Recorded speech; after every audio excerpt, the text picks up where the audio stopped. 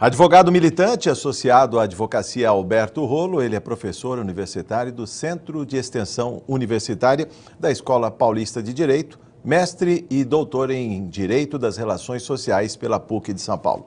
Coautor do livro Propaganda Eleitoral, Teoria e Prática, pela editora Revista dos Tribunais.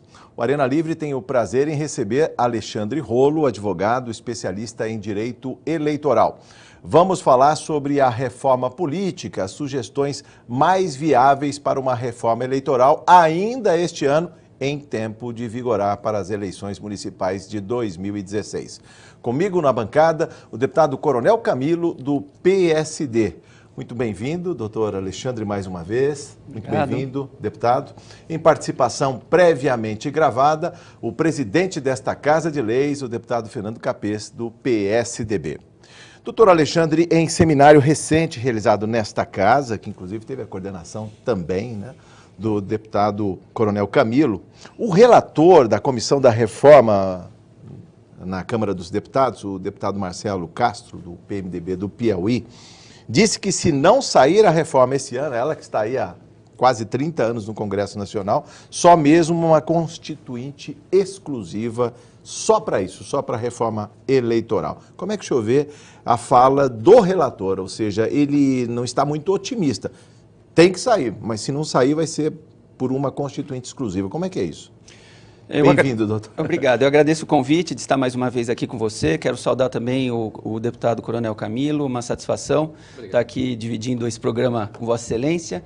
E dizer que eu também participei, Jorge, dessa atividade que foi realizada pela Assembleia Legislativa, e eu achei que o relator no Congresso Nacional, lá na Câmara dos Deputados, foi muito feliz em dizer que ele vai e eles, deputados que fazem parte dessa comissão, vão tentar se concentrar naquilo que é mais viável, porque eles mesmos sabem que tem coisa que é possível de ser aprovada e tem coisa que não há consenso, tem assunto, tem tema que não é consenso e, portanto, não vai passar muito. Não vai passar com nenhuma facilidade ou não vai passar nunca. Eu me preocupo com a questão da Constituinte, porque há no meio acadêmico, no meio jurídico, uma discussão, Jorge, sobre a viabilidade, a constitucionalidade, a possibilidade de se convocar uma Constituinte especificamente para tratar de tema, uma Constituinte temática.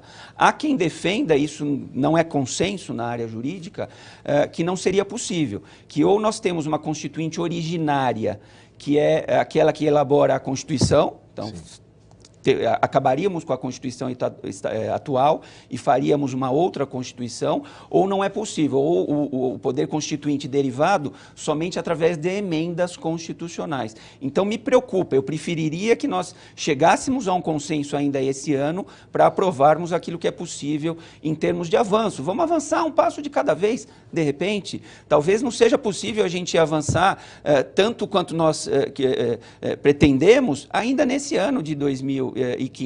Que seja um passo de cada vez, que sejam 2 passos de cada vez, dentro daquilo que há consenso, pelo menos para a gente ter um avanço ainda que não tão significativo nesse ano. E deixamos outras discussões para mais para frente. Não vejo problema nenhum nisso. Deputado Coronel Camilo, muito bem-vindo a esta Arena Livre.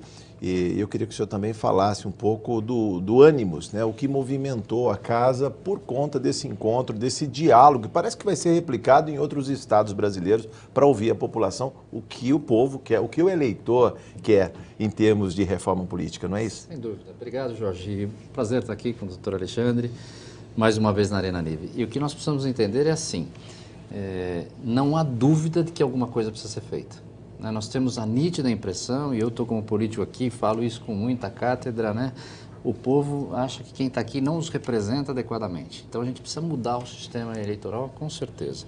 E aí a minha linha é a mesma do doutor Alexandre. Se nós esperarmos sempre o 100%, nós nunca vamos conseguir, porque a divergência ela vai acontecer. Agora, tem questões e tem pontos que eles já são consolidados. Todo mundo concorda que precisa mudar determinados assuntos. Então, se a gente puder colocar 2 ou 3 itens agora, ou 3 ou 4 ou 5, não importa. O que importa é assim, nós temos que tomar uma atitude já. Ou seja, vamos mudar agora o que é possível mudar já. E voltando ao nosso deputado lá, grande professor Marcelo Castro, podem apresentar as propostas, desde que elas tenham duas características, né? Primeiro, elas melhorem o sistema eleitoral e segundo, elas sejam viáveis. Então, sou a favor da reforma política, acho que ela tem que acontecer e é o que o nosso povo espera dos nossos políticos hoje, né? Nessa figura tão desgastada, né, que é o político. E eu estou sentindo isso lá de cá agora. Seu comentário, doutor? Eu acho que o que é incrível é que há um consenso por toda a sociedade brasileira, toda a classe política, toda a classe jurídica, no sentido de que há sim a necessidade de reforma política. Acho que essa necessidade ninguém discute.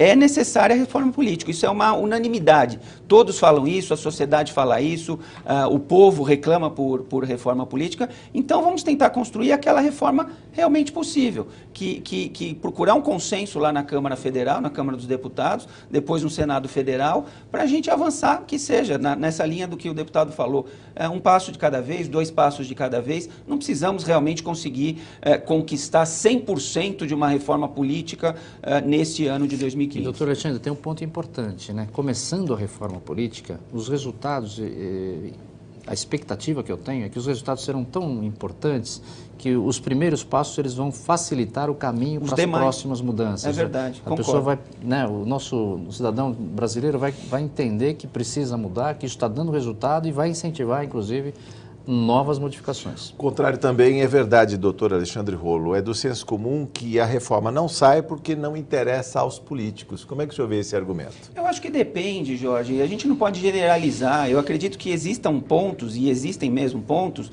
que a classe política também aceita. Eu acho que a gente tem que mexer no financiamento, temos que procurar um caminho para o financiamento. As campanhas eleitorais realmente estão muito caras. Isso não é bom para o próprio candidato, para o próprio deputado. Quer dizer, o deputado hoje, para conseguir se eleger, precisa conseguir doação de pessoas físicas, de pessoas jurídicas, precisa usar recursos próprios. Talvez, se a gente conseguir, de alguma forma, baratear as campanhas eleitorais, isso é alguma coisa que é possível que nós tenhamos um consenso na classe política. Ninguém mais aguenta gastar tanto dinheiro em campanha eleitoral.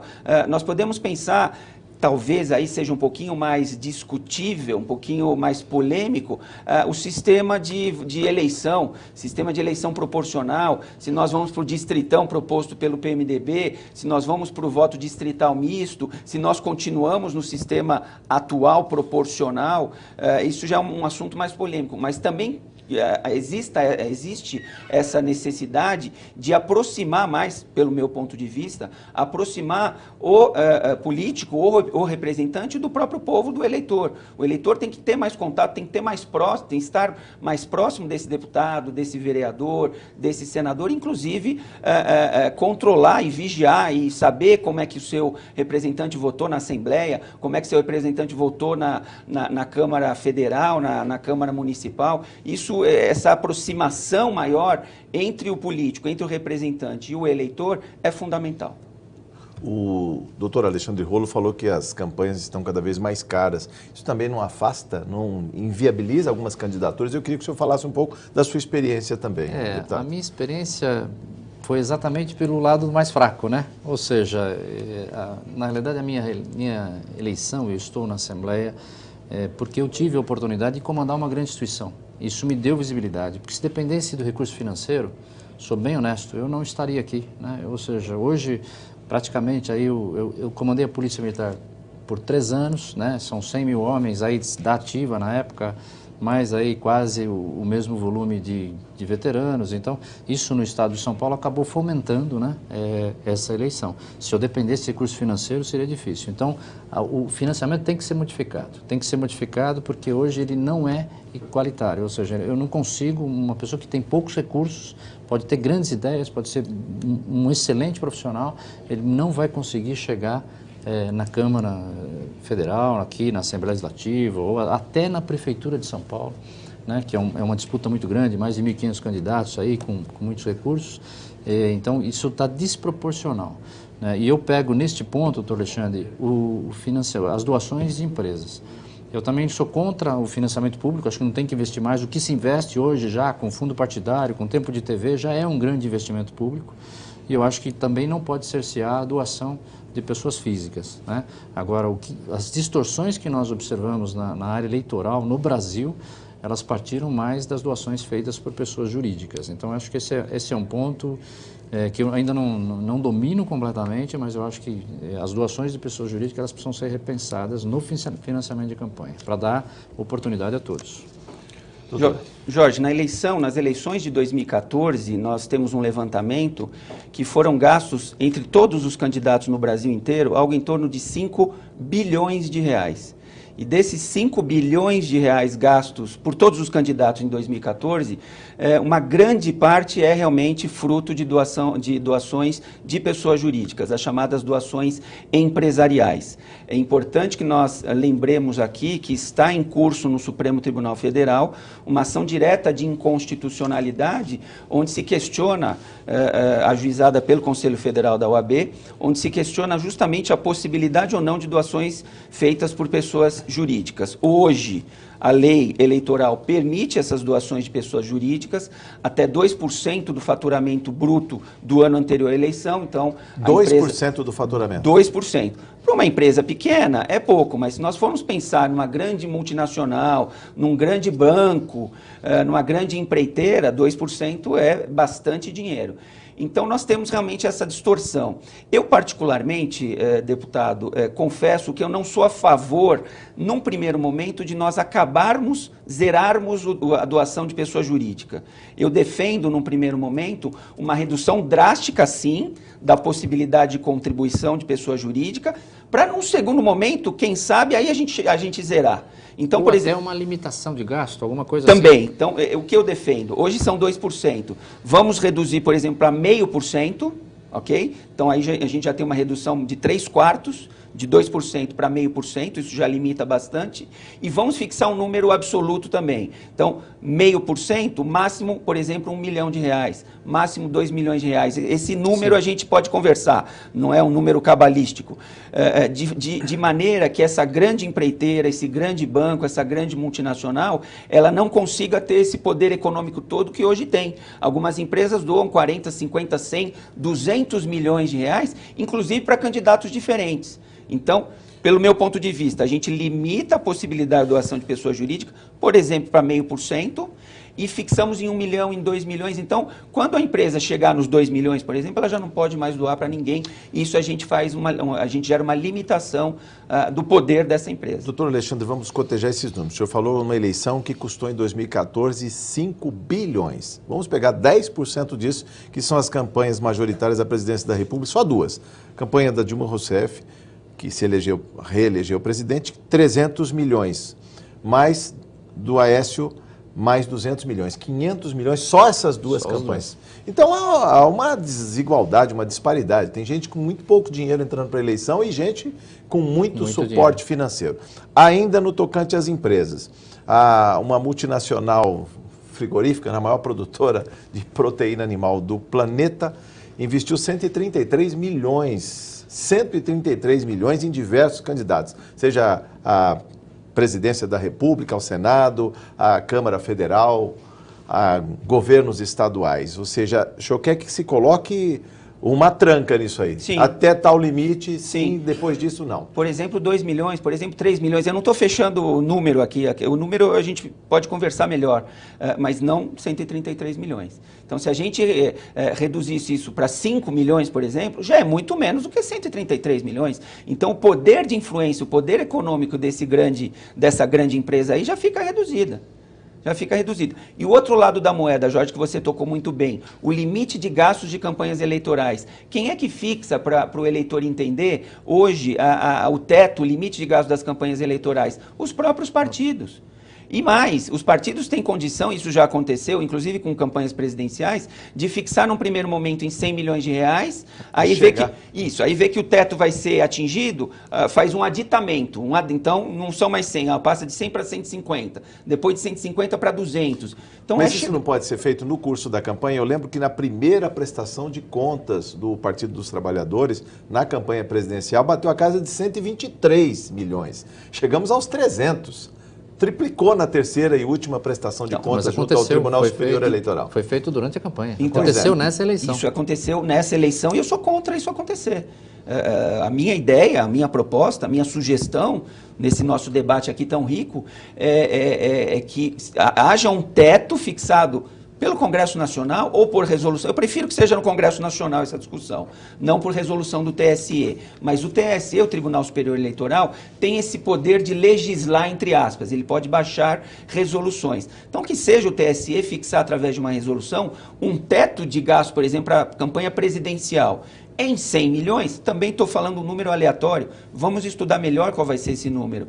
E se for 100 milhões e acabou, não tem mais possibilidade de aditamento. Com isso a gente limita os gastos, não sei se 100, não sei se 200, mas talvez 300 seja muito. Depende até do cargo, né? Não, estamos falando aqui de presidente da República. Então, a presidente Dilma gastou 300, talvez 300 realmente seja muito. Vamos fazer em 150? Então, o TSE baixaria uma resolução fixando em máximo de 150 milhões e acabou. Esse é o teto. Ninguém pode gastar mais do que isso. E ao lado desse teto fixado pelo TSE ou pelo Congresso Nacional, nós teríamos essa limitação das doações empresariais. Eu acho que é um caminho para a gente discutir. O eleitor entende isso, doutor Alexandre, quando se fala do investimento, como é que a empresa, por liberalidade, coloca tanto dinheiro em diversos candidatos, lembrando que essa mesma empresa também é sócia do BNDES, tem muito investimento público na mesma empresa. As pessoas percebem essa correia de transmissão, que aquilo que é privado talvez não seja tão privado assim, pode ser público, mas de maneira indireta? Há quem diga que, na verdade, a empresa, deputado, ela não faz doações, ela investe. Então, não seria doação empresarial. É um investimento a longo prazo. Seria um investimento. Então, a empresa está investindo hoje, pensando em como vai ter o retorno desse investimento amanhã. Por isso que, num primeiro momento, eu também acho o seguinte, vamos ser bem claro aqui, eu não estou dizendo que com essa ideia que eu estou dividindo com vocês e com quem nos assiste, que vai acabar com o Caixa 2. Eu tenho a certeza absoluta que o Caixa 2 vai continuar existindo, seja qual for a forma de financiamento. Se o Supremo Tribunal Federal bater o martelo e disser 0 de doação empresarial, quer me parecer que isso vai fomentar ainda mais o Caixa 2. Por isso que eu tento chegar numa fórmula intermediária. Não manter aquilo que é hoje e também não chegar naquilo que o Supremo está querendo chegar, que é 0. Já é uma sinalização. Chega no meio do caminho. O meio do caminho seria, por exemplo, 0,5%. Vai continuar tendo doação pelo Caixa 2? Quer me parecer que sim. Mas para isso nós precisamos aparelhar melhor a justiça eleitoral para evitar esse tipo de situação, no controle, por exemplo, da prestação de contas dos candidatos. Mas até nisso a limitação vai influenciar. Porque eu posso avaliar, pelo que o candidato fez, qual que é a quantidade de dinheiro que ele gastou. É verdade. Então, até nisso, o Caixa 2 vai ter que ser melhor controlado. Porque às vezes a campanha fica desproporcional, né? Aquela campanha que está com Caixa 2 está desproporcional em relação ao outro. É verdade. Avalia a campanha, esse candidato aqui gastou 300 milhões, como é que ele está declarando que gastou 100 só? Né? Dá para chegar, vai mitigar um pouquinho esse problema do Caixa 2. E sobre o investimento feito por empresas ou pessoas físicas no candidato e no partido, isso também não cria uma confusão na hora de prestar contas? Também acho complicado, você tinha falado na pergunta anterior e eu acabei não respondendo, respondo agora. Eu acho complicado a empresa doar para candidatos à presidência da República e depois ter contratos justamente com o poder público, que é justamente aquilo que eu acabei de falar, investir hoje para receber o retorno amanhã ou depois. Talvez pensássemos uma questão que é a seguinte, empresa quer doar, pode doar, mas não pode participar de contratação com o poder público. Tem que ter uma quarentena. Que seja uma quarentena, alguma coisa assim. Porque aí é o seguinte, quer doar para a candidatura presidencial? Ok, mas durante essa quarentena não pode firmar nenhum contrato com o governo federal. Eu só não vou perder a oportunidade do quarentena para falar de outra coisa. Pois não. Eu acho também que quem recebe benefícios assistenciais do governo, essa situação tem que ser repensada, né? Não podemos cercear o voto. Mas, por exemplo, a questão do Bolsa Família. Me desculpem, mas eu acho que isso precisa ser repensado. Bolsa Família, que custa 25 bilhões por ano e que alcança 44 milhões de brasileiros. É uma boa fatia do eleitorado, uma boa fatia do eleitorado. Agora, quero o seu comentário também, doutor Alexandre. Se eu recebo, só para consolidar aí para o nosso, quem está nos telespectadores aí, para ele entender. Como é que eu posso querer que as coisas mudem se eu recebo a Bolsa Família, a Bolsa, sei lá, alimentação, Bolsa reclusão, se eu tenho uma série de bolsas, eu falo, pô, eu não vou querer que mude o status quo. Então eu vou brigar para que aquilo fique, não que seja o ideal, mas vou brigar para ver do meu lado pessoal. Então, Então isso, já aproveitando, não tem nada a ver muito aqui com financiamento de campanha, mas tem mais também, ou menos indiretamente porque é isso aí. Contribuinte também é eleitor. E outra, a Bolsa Família tem um grande erro, né? É de ser ad eterno. Diferente do seguro-desemprego, você tem um tempo para você se virar. Bolsa Família não, enquanto você estiver na situação você recebe. Então isso é complicado. Algumas coisas nós precisamos rever aí com muita... O seu comentário até para fechar esse bloco, doutor Alexandre. Eu concordo plenamente com o deputado e eu vou citar uma frase do doutor Alberto Rolo, que é meu pai, que nesse ponto ele diz o seguinte, que o eleitor, muitas vezes ele vota não com a cabeça, não pensando no melhor candidato, ele vota com o estômago. Que é justamente isso, quer dizer, recebe o Bolsa Família, isso é o dia a dia dele, a comida dele, né, o que ele usa para comer, ele acaba votando com isso. Só para não ficar também errado, Jorge, só para que quem estiver nos assistindo, eu fui presidente do Conselho Nacional dos Comandantes Gerais, eu visitei alguns estados, eu sei que a Bolsa Família, em algumas situações, é a diferença entre comer e não comer. Não discuto a Bolsa Família. O mérito de um programa de distribuição de renda... de maneira a erradicar a pobreza. Eu acho que é um dos grandes sucessos. Isso não pode decidir eleição, né? Exatamente, eu discuto a forma, né? Como isso está sendo feito. Não, estou de pleno acordo. Eu queria também que o senhor falasse um pouco no tocante a esses programas que poderiam ser de Estado e não de governo, não depender das benesses de quem está de plantão no poder. Isso também tinha que ser colocado, não suspender o título eleitoral, como chegou-se a esse radicalismo de falar, recebe Bolsa Família, não foi o deputado, mas se ouviu na eleição que viria uma avalanche de votos do Nordeste por conta da Bolsa Família, como se a Bolsa Família não fosse paga em São Paulo, doutor Alexandre. E na campanha eleitoral, o candidato Aécio precisava todo dia ficar repetindo que não iria acabar com Bolsa Família, porque havia uma campanha maciça no seguinte sentido, olha, se o outro ganhar, vão acabar com Bolsa Família. E ele tinha que dizer justamente que era um programa nacional, que era um programa do governo federal, que seria mantido. Quer dizer, é o desvirtuamento do programa social que é usado com finalidade política. Isso realmente tinha que acabar. Agora, não é possível, você mesmo falou, Jorge, a gente simplesmente dizer, então quem recebe Bolsa Família não pode votar. Aí também isso não tem condição, não é possível. Mas teríamos sim que pensar numa fórmula, pensarmos eventualmente num tempo realmente para a pessoa receber, recebe 6 meses, 1 ano, 2 anos, até se reestruturar melhor. Isso é uma coisa importante. E eu arrisco dizer sim, que esse tipo de programa decide eleição presidencial sim. Bom, no próximo bloco vamos falar mais de uma possível reforma política ainda este ano com o doutor Alexandre Rolo. Voltamos em instantes.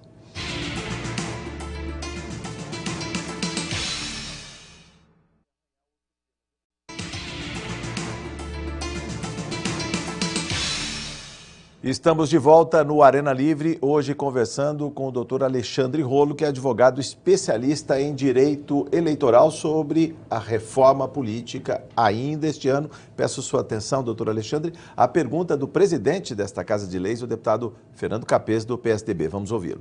Alexandre, você sabe que eu venho da área da justiça e da área acadêmica. A pergunta que eu te faço é a seguinte: esse ativismo excessivo da justiça eleitoral tem provocado uma grande balbúrdia na administração pública. Há mandatos de 4 anos em que passa o prefeito, o vice-prefeito, depois o segundo colocado, é o presidente da Câmara Municipal. Praticamente a cidade fica sem administração. Há um abuso nesta concessão de liminares, afastando prefeitos e desrespeitando o voto popular. A liminar deveria ser uma medida excepcional, excepcionalíssima em caso de urgência, e não usada como uma antecipação ordinária da prestação jurisdicional.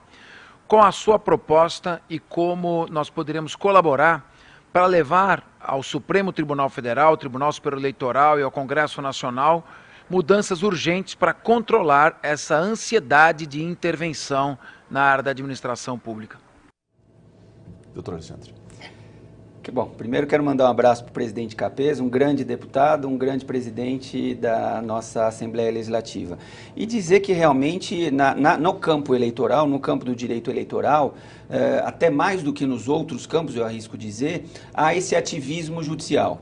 Esse ativismo judicial ele acontece principalmente por conta de vácuos deixados pelo Congresso Nacional. Quer dizer, o Congresso Nacional deixa de legislar, deixa de regrar aquilo que devia regrar, e aí nós temos, suprindo essa lacuna, o Tribunal Superior Eleitoral. Como é que o Tribunal Superior Eleitoral supre a lacuna? O próprio Código Eleitoral, que é uma lei federal, permite que o Tribunal Superior Eleitoral baixe resoluções para regrar as eleições. Então, aquilo que não está explícito na legislação eleitoral podia ser regrado através de resoluções. Então, esse é um ponto que é possível na Justiça Eleitoral, esse poder de legislador, digamos assim, que é conferido pelo Código Eleitoral ao Tribunal Superior Eleitoral. E a coisa é tão grave, deputado, que há situações, eu cito um exemplo, por exemplo, da questão da infidelidade partidária.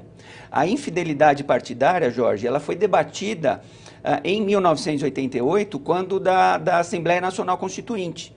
Então, o Congresso Nacional se reuniu, a Assembleia Nacional Constituinte, e discutiram especificamente o artigo 55 da Constituição Federal.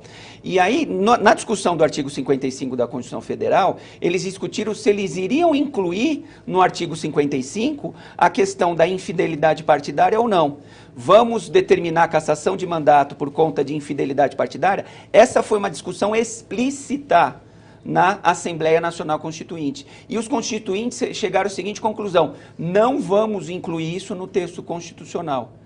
Anos depois, vários anos depois, houve um julgamento lá no Supremo Tribunal Federal questionando essa situação da infidelidade partidária e, por resolução do TSE, foi acrescentado ao ordenamento jurídico nacional a questão da infidelidade partidária, que a Assembleia Nacional Constituinte não quis colocar na Constituição e que acabou sendo colocado no ordenamento jurídico através de uma resolução do Tribunal Superior Eleitoral. Porque o Constituinte não tinha para si que o mandato é do partido? Os partidos eram frágeis em 88, quando da Constituinte? Olha, ou não? Eu não sei dizer. Não existe candidatura avulsa. Eu não sei, não existe candidatura avulsa, é verdade. Eu não sei dizer qual foi a razão de ser dessa decisão, mas eu estou dizendo de forma categórica que houve o debate.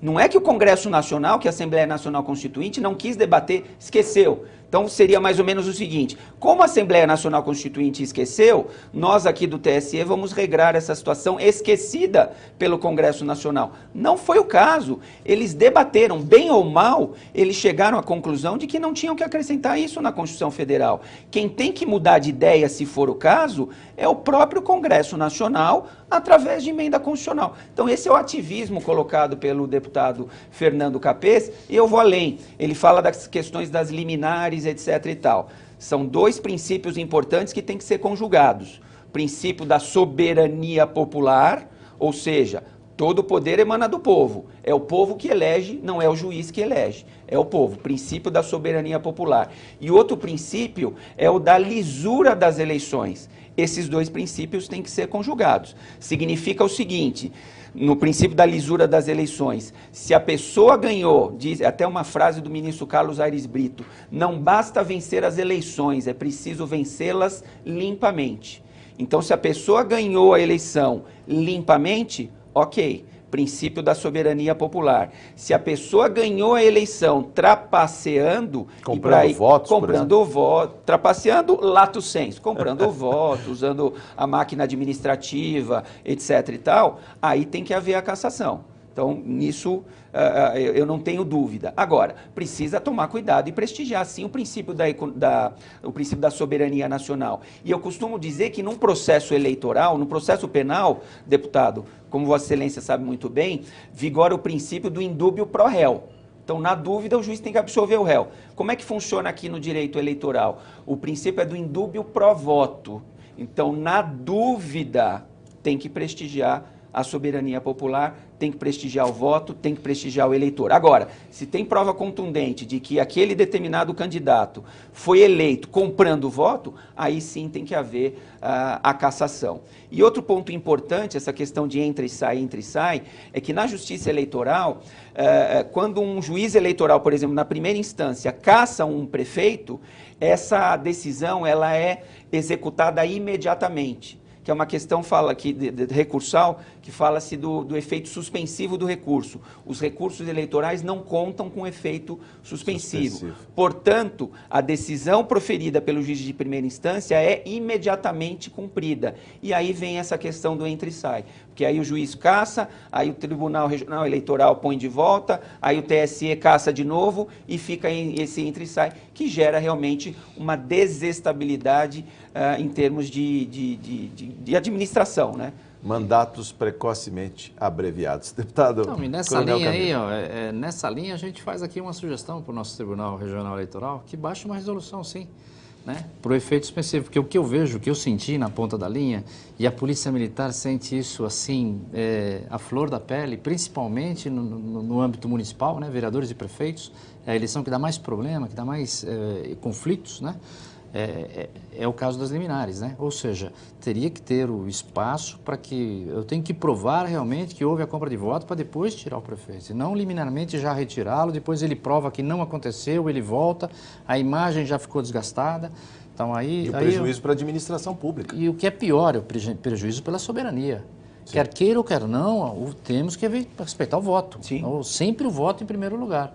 Eu não posso simplesmente, olha, talvez ele tenha. Então, talvez, não, tenho que confirmar que ele realmente cometeu uma fraude na eleição. Na dúvida é o voto. Então, na dúvida é o voto. Por isso que, por favor, eu tenho um carinho muito especial para o Judiciário, né, para o doutor Renato Nalini, para o pessoal que trabalha lá. Trabalhei no Tacrim, antigo Tacrim, por 2 anos como assistente militar, sei da dificuldade dos juízes. Mas, assim, até para o próprio juiz, né, seria importante, nesse caso eleitoral, principalmente esse que não traz violação à vida diretamente, como no caso penal, que às vezes eu preciso realmente de uma liminar.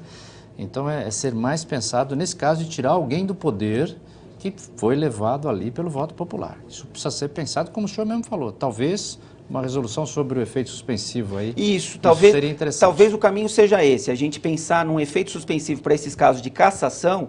Então, a regra passaria a ter efeito suspensivo. Cassou, mas tem efeito suspensivo. O prefeito continua, por exemplo, para falar do prefeito, ele continua sentado na cadeira. E a gente tentar, de alguma forma, acelerar o julgamento do processo. Porque também os mandatos são de 4 anos. Não adianta deixar o prefeito lá e julgar depois de 10 anos. Não, mas não adianta. Poderia ter o tratamento lá como eu tenho para o réu preso. Ou seja, acelera o processo. Acelera o processo. Isso, exatamente. Então, ou seja, eu tenho lá, é de cassação, então tá bom. Isso aí passa na frente de todos os outros julgamentos. Tem preferência, tem prioridade. Tem preferência para ser julgado. Por exemplo, talvez o caminho, o deputado, o presidente Fernando Capês pede uma sugestão de caminho, talvez seja esse. A gente estabeleceu o efeito suspensivo para todos os recursos em processos de cassação e, ao mesmo tempo, uma prioridade na tramitação processual. Com isso, a gente acaba com esse entra e sai de prefeito que gera uma instabilidade administrativa. Doutor Alexandre, o senhor chamou a minha atenção antes do início do programa falando da questão do fundo partidário que foi praticamente triplicado, pulou de 289 milhões para 867 milhões. Com esse estímulo, não está aí uma porta aberta para a criação de novos partidos, lembrando que já são 32 os que estão regularmente inscritos no Tribunal Superior Eleitoral. Bom, primeiro uma correção, eu não chamo a atenção de você para nada, né?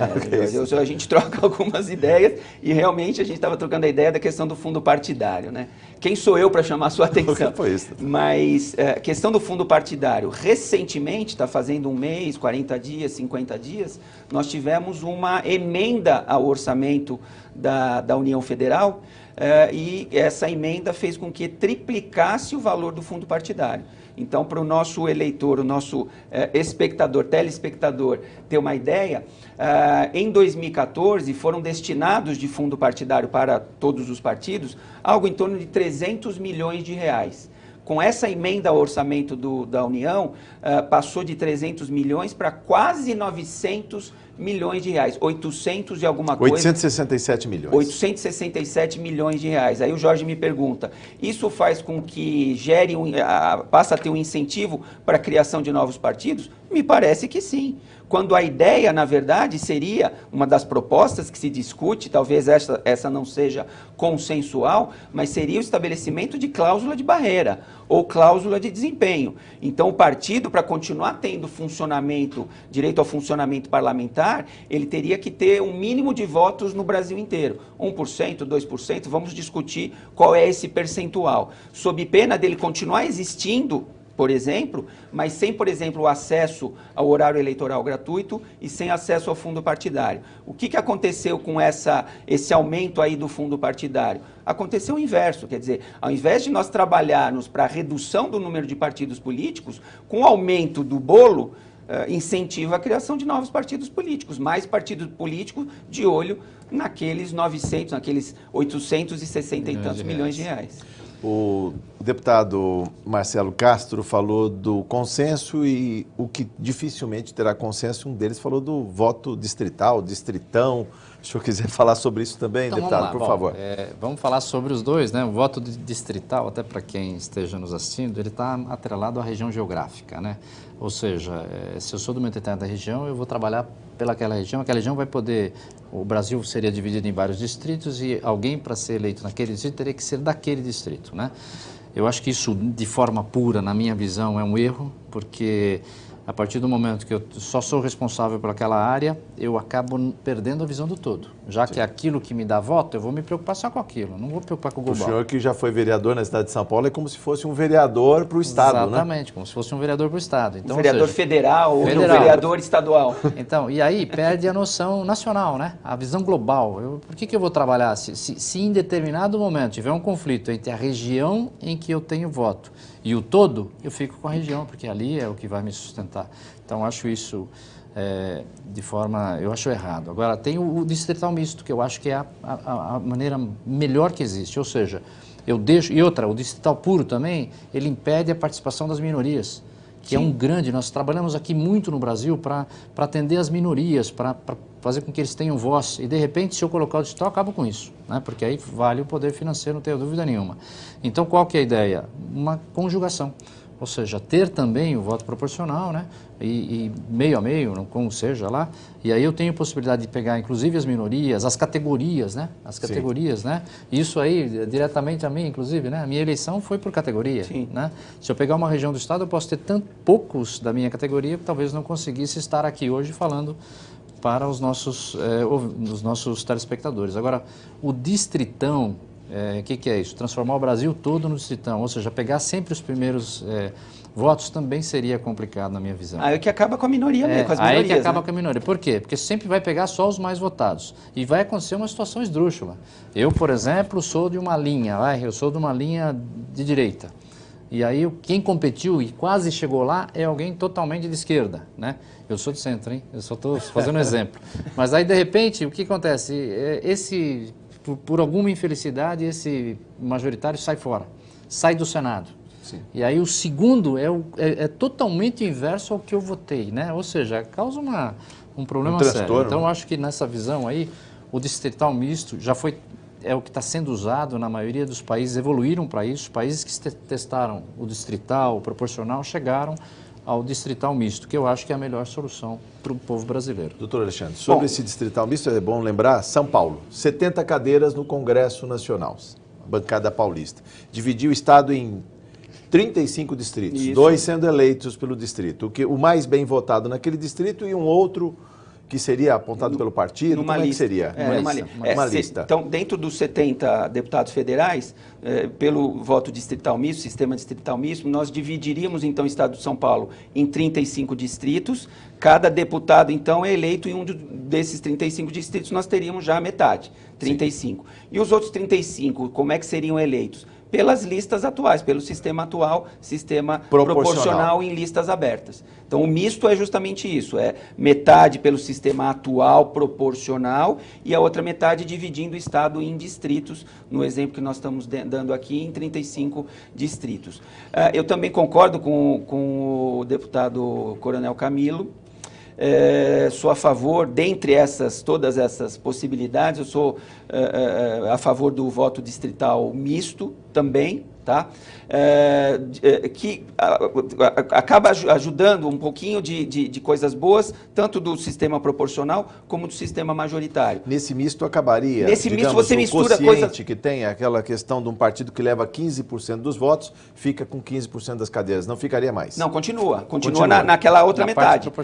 Porque pelo sistema distrital misto, nós passaríamos a ter eleição majoritária de 35 e proporcional dos outros 35. Então, você acaba misturando evitando os dois tipos de eleição. Então, lista fechada, lista aberta. Eu já estou aqui pontuando, fazendo quase um ping-pong com o doutor, porque o deputado relator disse que lista fechada não passa. Parece que é uma proposta do PT, inclusive. Se Deus quiser, não passa, porque eu sou radicalmente contra lista fechada, ou seja, a pessoa vota no partido e não votaria no candidato. Aí o partido escolhe quem que vai. O partido estabelece uma lista de candidatos e estabelece a ordem de cada um. Então tem o primeiro colocado na lista, o segundo, o terceiro, e aquela é uma lista pré-ordenada. O eleitor não pode mexer nessa ordem. Então, na verdade, quem vai escolher os eleitos é o próprio partido. Mas as listas então, já não existem. O dono do partido vai estar lá em cima. Quem chega diante da urna já não encontra na parede da escola aquela lista, já não existe uma lista. E outra, tem uma outra virtual, existe, que é aquela que aparece na propaganda política, que a gente vê que um partido lança 100 candidatos a deputado estadual, mas só aparecem 2, 3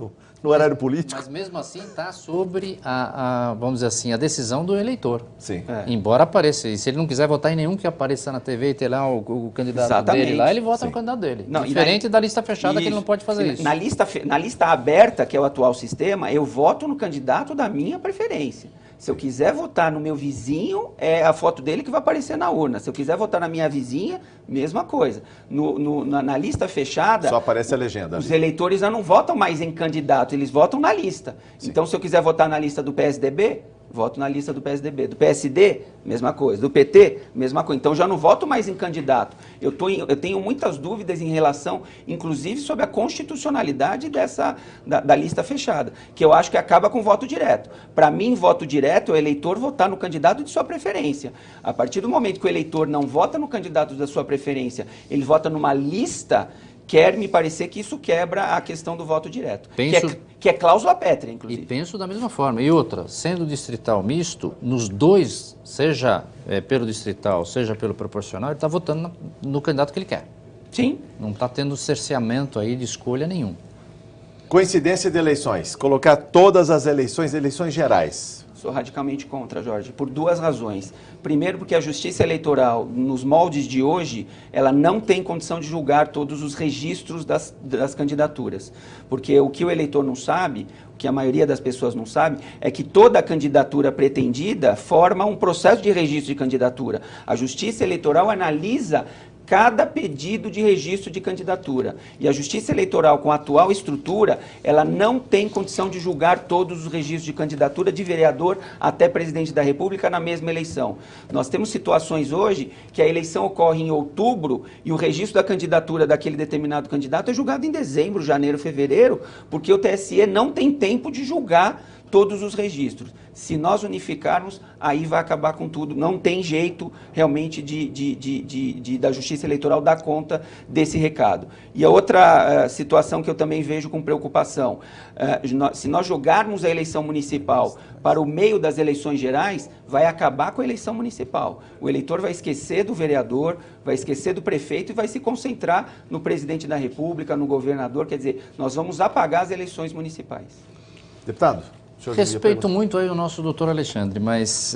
Finalmente vamos ter uma divergência. Vamos ter uma divergência. Eu sou a favor da concentração. Da coincidência em todas as eleições. Inclusive se fala em mandatos de 5 anos e fim da reeleição. Exatamente. Pode ser de 5 anos, pode ser de 6 anos, mas o que não pode? Comandei a PM de São Paulo, como eu falei para o senhor. A cada 2 anos é uma turbulência na administração pública, para a administração pública nas eleições. Então, quem está... De 2 em 2 anos. Porque não adianta falar que agora é prefeito, que ela para. A administração pública para nesses 2 anos. Então, que me desculpe a Justiça Eleitoral. Isso não precisa ser já. Então, olha, nós vamos fazer eleições coincidentes de mandatos de 5 anos, de 6 anos, daqui a X anos, não importa, mas isso tem que mudar. Né? Hoje o administrador, eu volto a falar, tudo para. Quando chega ali julho, abril, né, maio, quando vai começar as eleições, literalmente a administração pública para. As pessoas, porque estão envolvidas, até por causa da reeleição, né, que é outra coisa que nós discutimos, que eu sou contra, não tem que ter reeleição. Na minha visão, quem for ele tem que ser... ele tem que estar no cargo assim, com muita liberdade, sem pensar em reeleição, em tomar atitudes impopulares.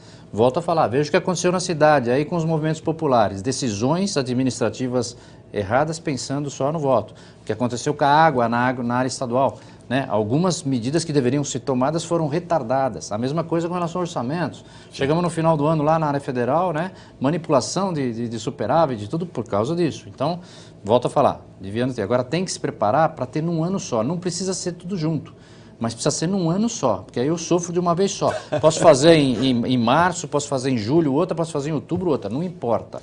Eu posso dividir executivo e legislativo, 2 tipos de legislativo.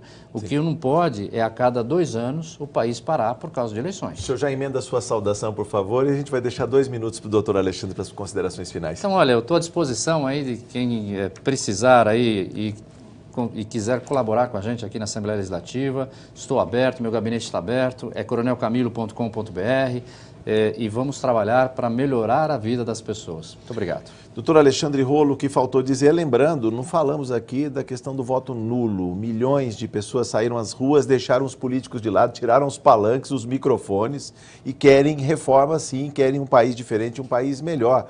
E tem gente pregando voto nulo. Como é que o senhor vê essa questão, suas considerações finais? Muito complicado, voto nulo, a gente vê muito nas redes sociais o pessoal pregando voto nulo para dizer para ter novas eleições. Então é importante dizer que o voto nulo não anula a eleição. O que conta para eleger o candidato são os votos válidos, ou seja, são aqueles dados a candidatos, partidos ou coligações. Votos brancos e nulos são votos não válidos. Então, ainda que uma campanha para presidente da República nós tenhamos 60% de votos nulos, o que vai acontecer é que o presidente vai ser eleito com uma menor quantidade de votos. Então, eu sou contra o voto nulo. Eu acho que a gente tem que tentar mudar o Brasil votando consciente nos melhores candidatos. Sempre há candidatos bons, aqui nós temos um exemplo do deputado Coronel Camilo, e votar consciente, não votar nulo. Eu acho que isso realmente não leva a nada. Gostaria de agradecer mais uma vez o convite, dizer para o Coronel Camilo também o seguinte: se o problema de estrutura da Justiça Eleitoral, vamos reestruturar então a Justiça Eleitoral para conseguir, porque o que eu digo é que atualmente a Justiça Eleitoral, do jeito que ela está, ela não consegue. 7 ministros no Tribunal Superior Eleitoral não conseguem julgar o Brasil inteiro. Mas então vamos dobrar os ministros, vamos fazer 14 ministros, 21 ministros, vamos reestruturar. Vamos por tecnologia, vamos agilizar. Tecnologia, não, mas não só tecnologia, precisa ter ministros, precisa ter mais ministros também para dar conta do recado. Mas então eu gostaria de agradecer a oportunidade de estar aqui. Para mim é sempre uma honra poder participar desse prestigioso programa. Muito obrigado. Ponto final, críticas, sugestões, comentários pelo endereço eletrônico arenalivre@al.sp.gov.br. Doutor Alexandre Rollo, volte mais vezes. A reforma política está aí, está acontecendo e vamos torcer para que melhore a condição das nossas eleições do nosso país, passando em revista. Muito obrigado, deputado Coronel Camilo. Eu que agradeço. Muito obrigado por sua audiência. Até o próximo Arena Livre. Eu espero você.